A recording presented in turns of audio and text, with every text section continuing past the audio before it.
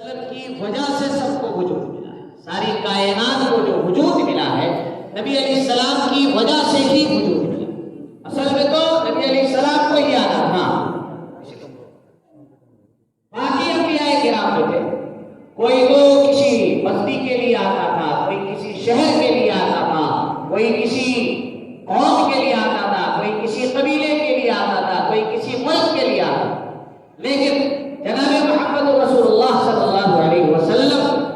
کا جب نمبر آتا ہے تو آپ عالمین کے رسول بن کر آتے، کیونکہ اللہ تعالیٰ جب رب العالمین ہے، سارے جہاں کا رب ہے، تو ایسا رسول بھی تو ہونا چاہیے جو ساری کائنات کا رسول۔ اسی لیے اصل میں تو محمد رسول اللہ صلی اللہ علیہ وسلم کو ہی آنا تھا، اور باقی سارے انبیاء کرام وہ سب مقدمہ تھے، وہ سب مقدمہ تھے، وہ سب تمہید تھے۔ جیسے کہ جلسے میں کیا ہوتا ہے، اصل مقرر جو ایک ہی ہوا کرتا ہے، لیکن اس سے پہلے کیا ہے، بہت سارے مقدمات ہوتے ہیں، قرات ہوتی ہے، پھر کیا ہوتا ہے، نعت بھی ہوتی ہے، پھر اس کے بعد مختلف تقریریں ہوتی ہیں، لیکن اصل تقریر تو ایک ہی ہوا کرتا ہے۔ ایسے ہی اصل میں تو محمد رسول اللہ صلی اللہ علیہ وسلم کو ہی آنا تھا،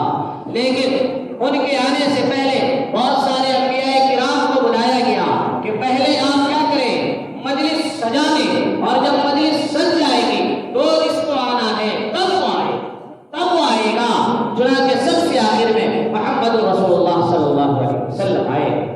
اور انہیں کیا بتایا گیا کہ آپ رحمت للعالمین ہیں۔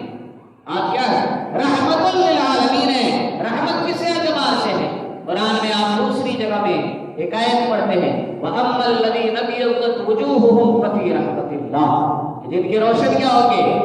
جن کے چہرے روشن اور چمکدار ہوں گے، جو اچھے ایمان اور اعمال والے ہوں گے، وہ سب فِي رَحْمَةِ اللَّهِ، یہ سب کیا ہوں گے، اللہ کی رحمت میں ہوں گے۔